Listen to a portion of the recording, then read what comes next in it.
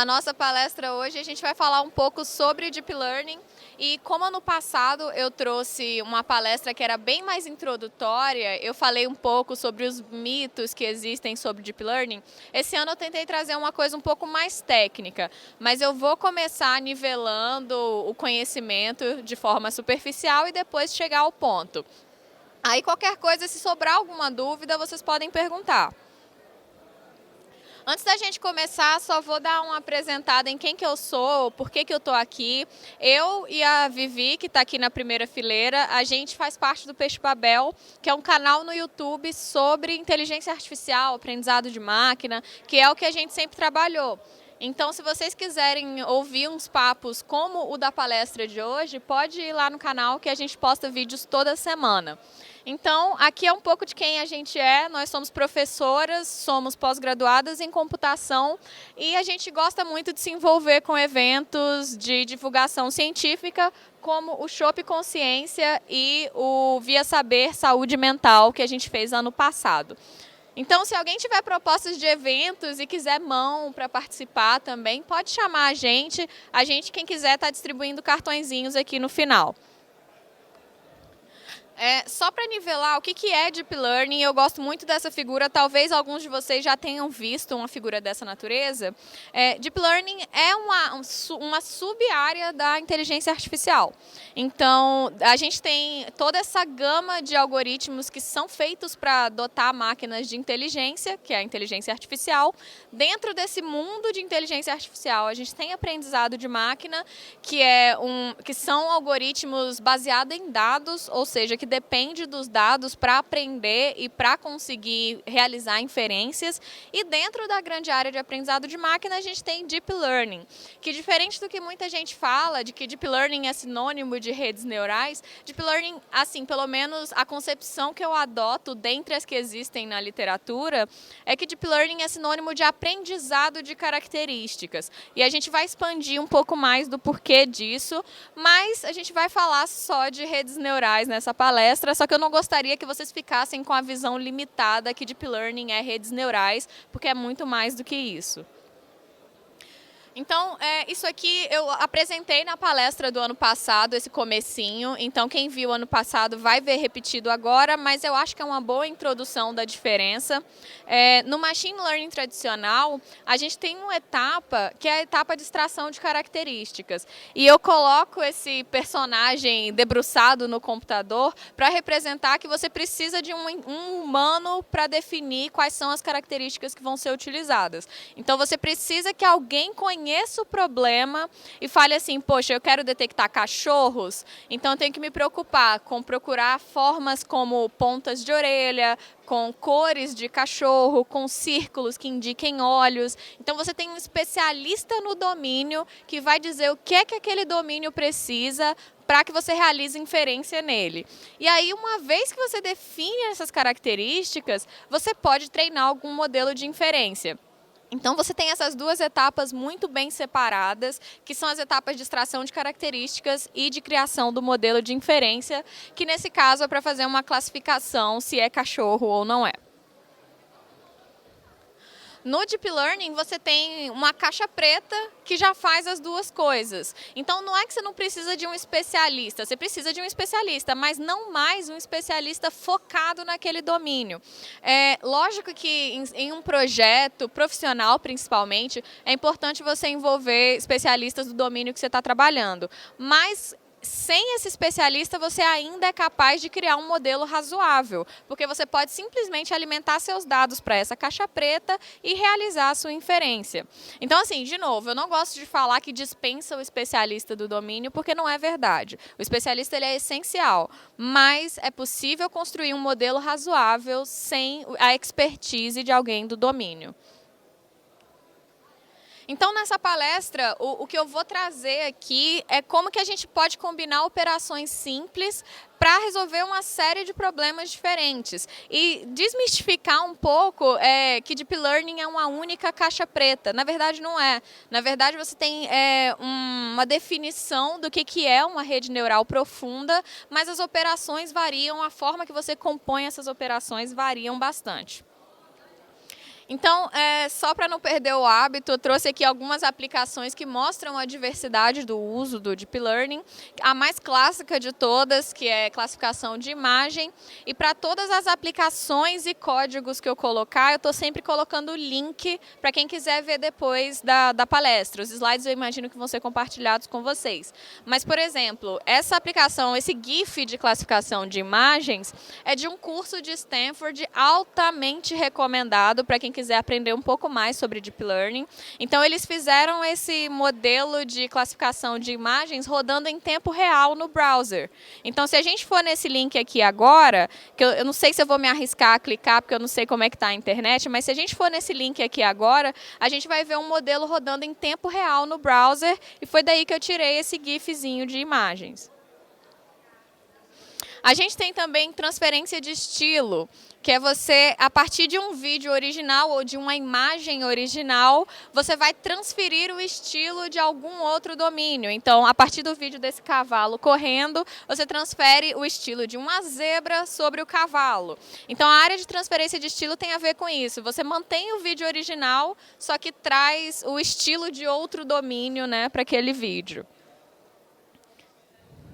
Modelos de linguagem, para quem não ouviu falar ainda, eu recomendo, quem tem interesse, né, que procure o GPT-2, que é um modelo da OpenAI, a empresa que, se eu não me engano, é do Elon Musk, ou Elon Musk foi um dos criadores, que ele foi capaz de criar um modelo de linguagem quase tão bom quanto os seres humanos. Então, eu deixei aqui nos slides, talvez não dê para ver tão bem agora, mas depois eu quero que vocês deem uma olhada, que é um exemplo de notícia, que ele colocou um parágrafo da notícia e falou para o modelo de linguagem, complete esse texto. Nesse exemplo aqui, ele colocou um texto assim, uma descoberta chocante, cientistas descobriram uma horda, esqueci qual que é a tradução de herd, mas um grupo de unicórnios vivendo numa área não explorada. E aí falou, complete essa notícia. Aí o modelo de linguagem começou a completar. O cientista nomeou a população em cima do unicórnio que tem um chifre distinto, o Ovid's Unicorn. Então ele criou a história dos unicórnios em cima do primeiro parágrafo. Ele inventou de onde eram aqueles unicórnios. O mais impressionante é que ele criou o nome de um cientista, Dr. Jorge Pérez, um biólogo evolucionário da universidade de não sei da onde. Ele conseguiu entender que era uma descoberta científica, então tem algum pesquisador de alguma universidade. Então, assim, super legal. E se vocês olharem mais, ele completa textos de Senhor dos Anéis, ele completa texto sensacionalista. Então, o modelo é maravilhoso, tanto é que a OpenAI decidiu não liberar um modelo para uso público porque eles acharam muito perigoso. Mas tudo usando o potencial do Deep Learning. E um outro que também é recente, que eu gostei pra caramba, que é da Samsung AI. A Samsung, empresa de telefonia, eles criaram esse modelo que a partir de uma imagem, uma única foto, eles conseguem dar vida a esses retratos e fazer elas falarem, mexerem a cabeça. Então, assim, super bacana usando modelos generativos. E deu esse resultado. A partir de uma foto, eles conseguem pegar os movimentos de uma pessoa falando e projetar naquela foto.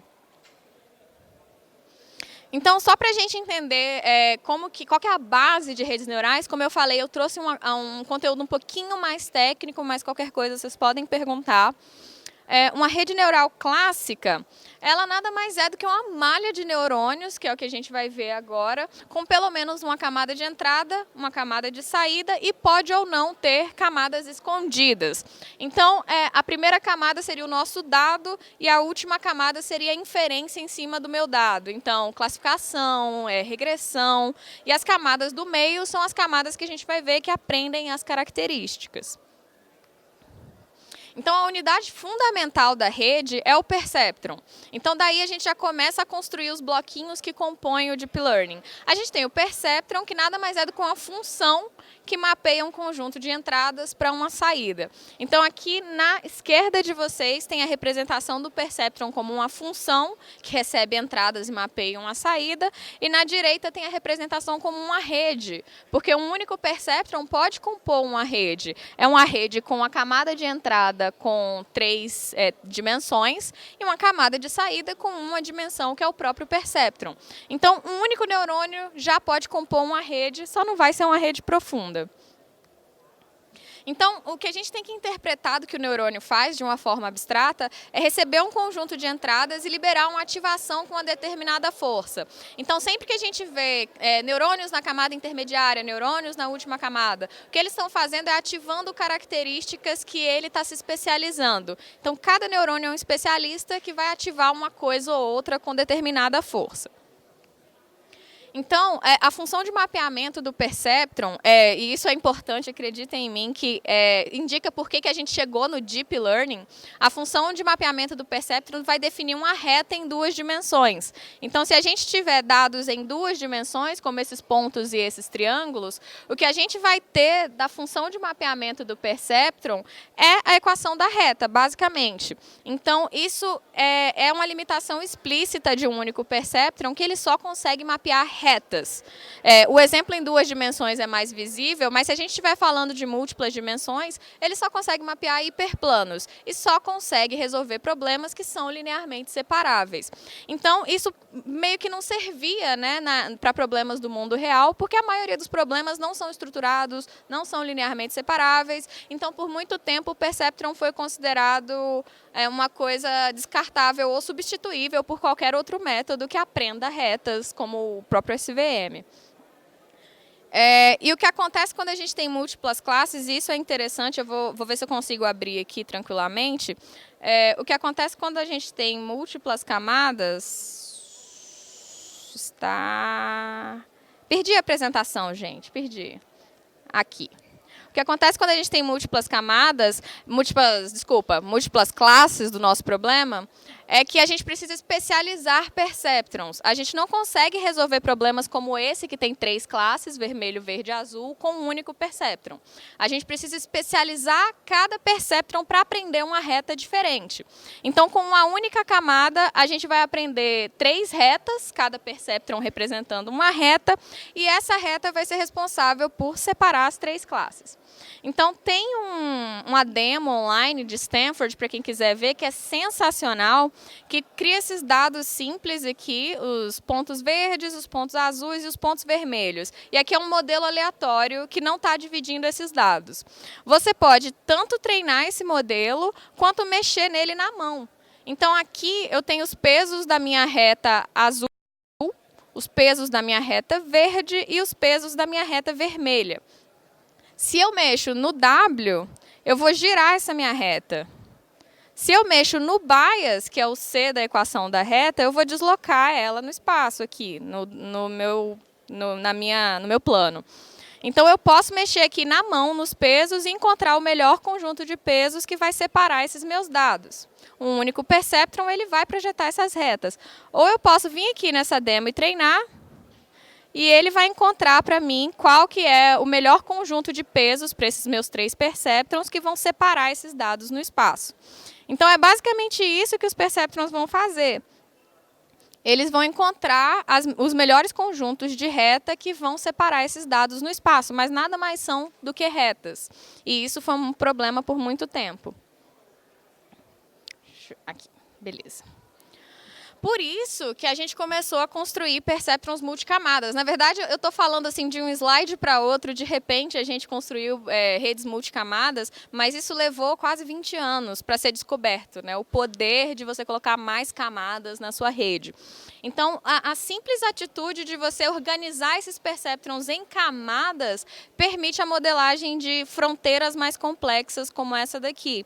Então, eu tenho esses dados que não são linearmente separáveis, eu tenho um grupo de vermelhos aqui, um grupo de vermelhos aqui, e esse grupo de verdes aqui. Se eu tivesse uma única camada de perceptrons, eu não ia conseguir encontrar uma fronteira de decisão para isso. Então, eu preciso dessa organização hierárquica em camadas para que eu consiga modelar essas fronteiras.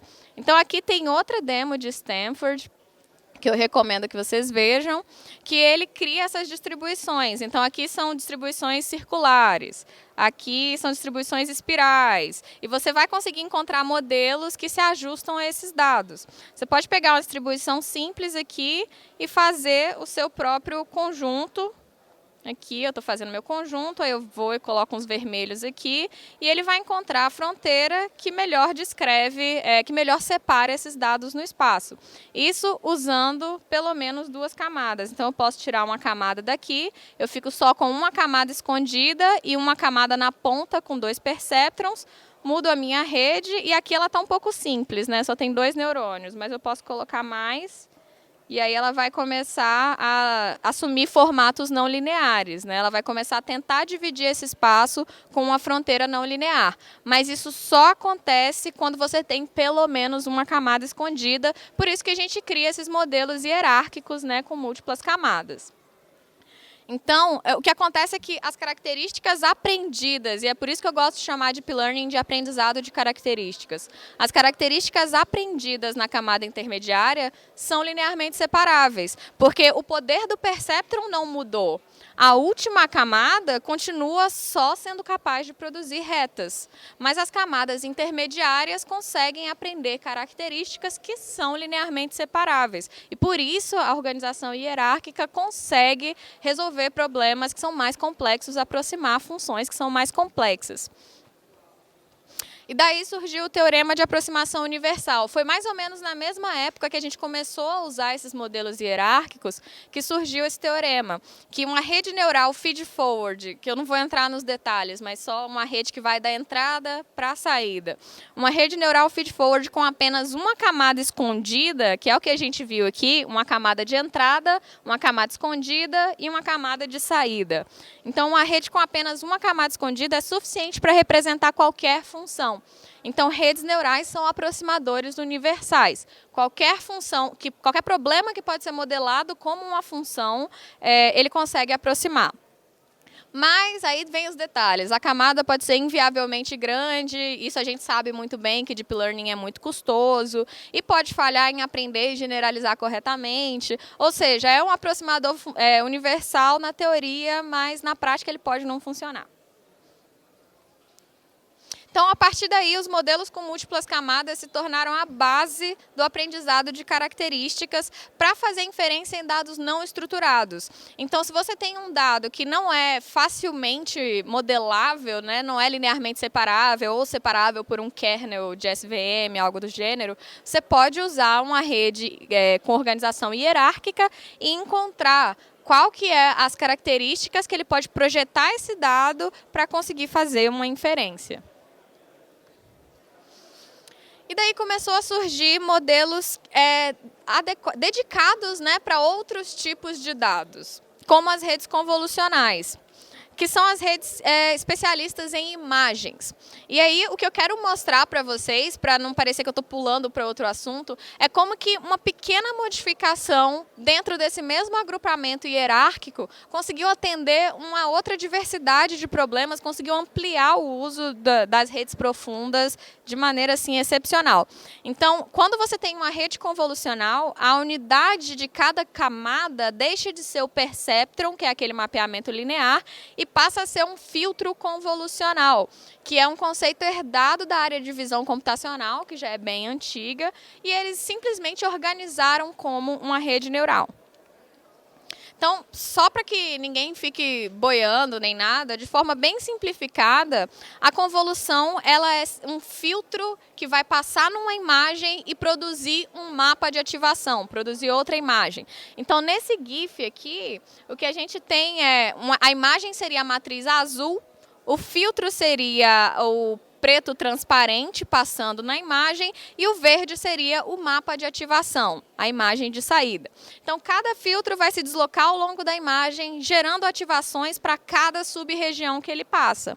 Então, se eu tenho um filtro, como esse é o clássico filtro de Sobel, para quem... Eu estou entrando em muitos detalhes, gente, eu me empolgo com essas coisas. Mas aqui a gente tem, por exemplo, um filtro simples, que é o filtro de Sobel, que dado uma imagem bem simples, né, que é um tabuleiro de xadrez, com um filtro desse que detecta linhas verticais, você tem um mapa de ativação que diz exatamente onde estão os gradientes verticais, onde são os pontos onde tem muito contraste de cor, digamos assim. Onde o pixel da esquerda é muito diferente do pixel da direita, digamos assim. Então, são as retas verticais da nossa imagem de xadrez. Se a gente pega uma imagem um pouquinho mais complicada, como essa imagem clássica da astronauta, a gente pega o mesmo filtro, passa na imagem e ele vai dar para a gente mais ou menos as bordas da imagem, dando destaque às bordas verticais. Vocês vão ver no próximo slide que o foguete que está na foto, se a gente trocar o filtro, ele praticamente some, porque o foguete essencialmente são bordas verticais. Então, se eu troco para um filtro que encontra bordas horizontais, o foguete praticamente some, a gente só consegue ver as turbinas ali embaixo do foguete, porque esse filtro não é especializado em retas verticais. Então, cada filtro vai ativar comportamentos diferentes naquela imagem. E aqui a gente tem o exemplo da astronauta e do xadrez para cada um dos filtros. No xadrez fica até mais evidente que ele encontra as linhas verticais e as linhas horizontais ali. Então, se a gente for comparar uma rede neural normal, que é o Multilayer Perceptron, com a CNN, seria como, e aí eu preciso falar que eu estou abstraindo um pouquinho algumas coisas, tá? Seria como se a gente trocasse os perceptrons por esses filtros convolucionais. Então, em vez de eu fazer a função de mapeamento do perceptron, que é o mapeamento linear, que a gente viu mais cedo, o que eu faço agora é gerar mapas de ativação em cima da minha imagem. Então, do mesmo jeito que os perceptrons de uma MLP vão gerar ativações, que são números, né? Ativações de determinadas características do meu dado, uma rede convolucional vai gerar mapas de ativação, que são matrizes também, ativando características diferentes na minha imagem. Então, a gente mantém a organização hierárquica com múltiplas camadas, múltiplos neurônios em cada camada, mas altera a operação fundamental realizada. Então, é uma modificação relativamente simples, né? Você deixa de fazer uma operação e passa a fazer outra operação dentro da mesma organização, né? A forma como você realiza essas funções, e consegue atender uma outra gama de problemas, que são os problemas relacionados a imagens. Então, sempre que vocês veem essas representações de redes convolucionais, eu espero que agora vocês consigam entender que essas camadas intermediárias, o que elas representam são os mapas de ativação. Então, dado que eu tenho, a partir da imagem, uma primeira camada de características, essas características são padrões de ativação em cima da minha imagem. Então, eu estou procurando retas verticais, estou procurando retas horizontais, cada filtro vai se especializar em uma coisa diferente. E, de novo, a organização hierárquica vai fazer com que a segunda camada encontre padrões em todos os mapas de característica da primeira camada. E justamente essa organização hierárquica fica mais evidente em imagens qual que é o benefício de você colocar várias camadas em vez de uma única camada. E aqui dá para fazer uma associação com o teorema da aproximação universal, porque o teorema diz que uma camada escondida é suficiente. Só que o que se descobriu, principalmente com redes convolucionais, é que se você coloca mais camadas, o que acontece é que você consegue detectar diferentes níveis semânticos de padrão. Então, eu não sei se está dando para vocês verem direito, mas eu posso descrever para vocês. A gente tem uma rede convolucional de 1, 2, 3 camadas escondidas. E o que essas camadas estão aprendendo, na primeira camada a gente tem bordas, a gente tem blobs de cor, a gente tem coisas bem simples. Na segunda camada, a gente já tem quinas, contornos circulares, a gente tem coisas mais complexas do que as bordas da primeira camada. E na última camada, que é a terceira nesse caso, a gente já tem partes de objeto. Então, talvez vocês não estejam vendo, mas em um dos filtros ele se especializou em procurar rodas, outros filtros se especializou em pessoas, e o terceiro, deixa eu ver de perto aqui. O terceiro, eu acho que isso é um olho de gato, mas eu não tenho certeza. Mas o ponto é que ele vai encontrar padrões cada vez mais semânticos à medida que você avance na profundidade das camadas. Então, não se sabe se isso acontece também com MLPs, a gente não tem como visualizar dessa forma, mas as redes convolucionais permitiram que a gente visualize a vantagem de um modelo profundo, que é justamente esses níveis semânticos de características que a gente aprende. Então, se você usa camadas de MLP convolucionais, você consegue compor uma diversidade imensa de arquiteturas. Você tem arquiteturas como o autoencoder convolucional, que ele é essencialmente... Claro que tem outras operações, mas não tão fundamentais quanto essas duas.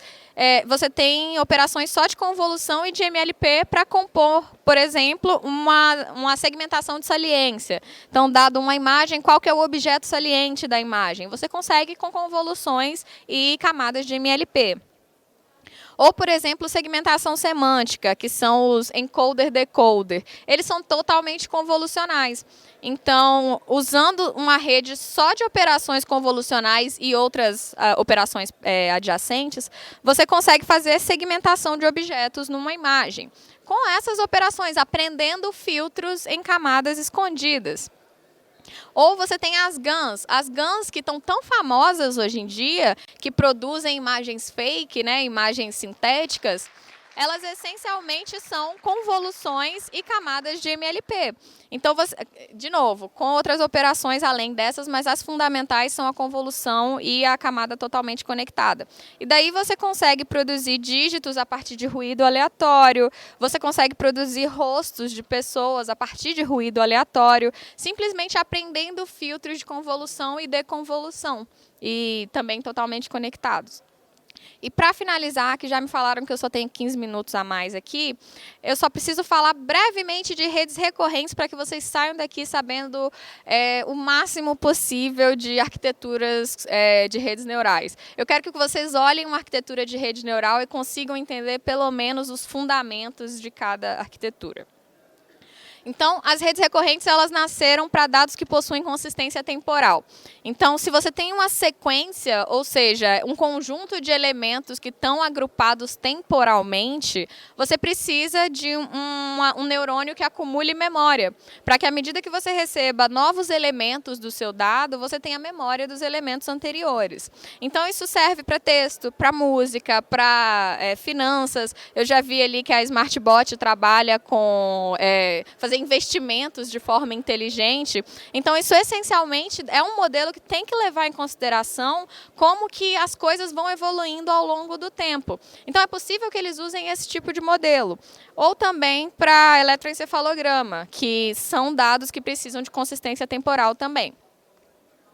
Então, para isso, se criou simplesmente uma unidade como o Perceptron, só que com uma matriz a mais que acumula memória. Então, em vez de você ter simplesmente um MLP que vai passar a informação adiante, o que você vai ter é uma autoconexão que, além de produzir uma saída, também vai guardar internamente uma memória para que o próximo dado que eu veja, eu tenha um conhecimento do dado anterior. Então, adicionar uma matriz num Perceptron foi suficiente para a gente conseguir atender problemas que tinham consistência temporal. É uma pequena modificação que também ampliou muito as fronteiras do que se pode fazer com Deep Learning. Então, as camadas recorrentes podem compor todo o pipeline da rede, como tem a famosa geração de textos por caractere, de novo tem o link aí para quem quiser ver, mas que consegue gerar, vocês não vão ver direito, mas eu acho que dá para entender pela estrutura, consegue gerar código-fonte.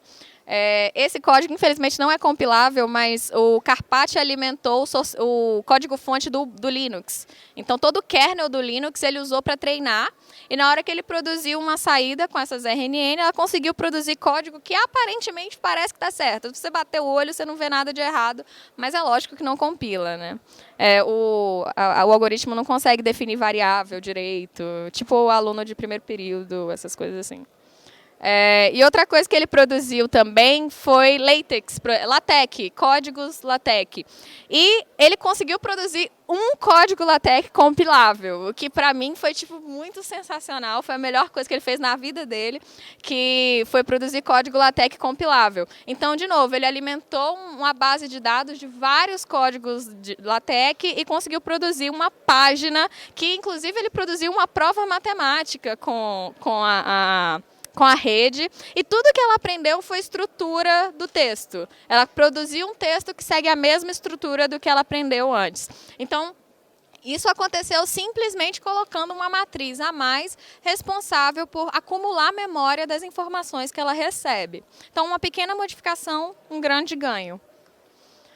E camadas recorrentes também podem compor arquiteturas mistas. Então, se eu estou trabalhando com imagem e texto, que são informações de naturezas diferentes, e eu preciso produzir uma legenda para uma imagem, eu vou precisar trabalhar com filtro de convolução, porque eu estou trabalhando com a imagem, e com a rede recorrente para produzir o texto. Então, eu posso agrupar essas duas coisas, usar uma arquitetura convolucional para extrair características da imagem e usar uma arquitetura recorrente para produzir o texto. Então, tudo que a gente vê hoje em dia, arquiteturas mistas, arquiteturas mais diferenciadas, é uma composição diferente dessas unidades, dessas pequenas operações que a gente está vendo aqui nessa apresentação. Então, quando você vai propor uma arquitetura, o segredo é compor a sua rede com unidades adequadas para o seu dado e para a sua saída. Então, se eu quero classificar uma imagem, eu extraio características com a convolucional e eu faço a classificação com MLP. Se eu quero gerar texto, eu vou usar um modelo recorrente. Se eu quero, como no caso aqui, classificar proteínas, eu posso usar só um MLP, porque os dados já são relativamente organizados. Eu não preciso extrair características. E o MLP vai fazer a classificação do meu dado. E, em geral, os modelos já propostos são facilmente adaptáveis para uma ampla diversidade de problemas. Então, uma coisa que eu gosto de falar, principalmente para quem está começando a trabalhar com Deep Learning, não tenta inventar alguma coisa do zero, até porque eu acho que o aprendizado não vai se construir bem. Parte de modelos que já estão prontos, adapta para o seu conhecimento, para o seu domínio, para o seu problema, e a partir daí você vai começar a aprender a construir os seus próprios modelos, propor as suas próprias composições de arquitetura. Mas se está começando agora, pega um modelo pronto, não tem problema nenhum com isso, e a partir dele você tenta resolver o seu problema. E basicamente é isso. Se vocês tiverem perguntas, eu estou com fone para ouvir aqui. Obrigada, gente.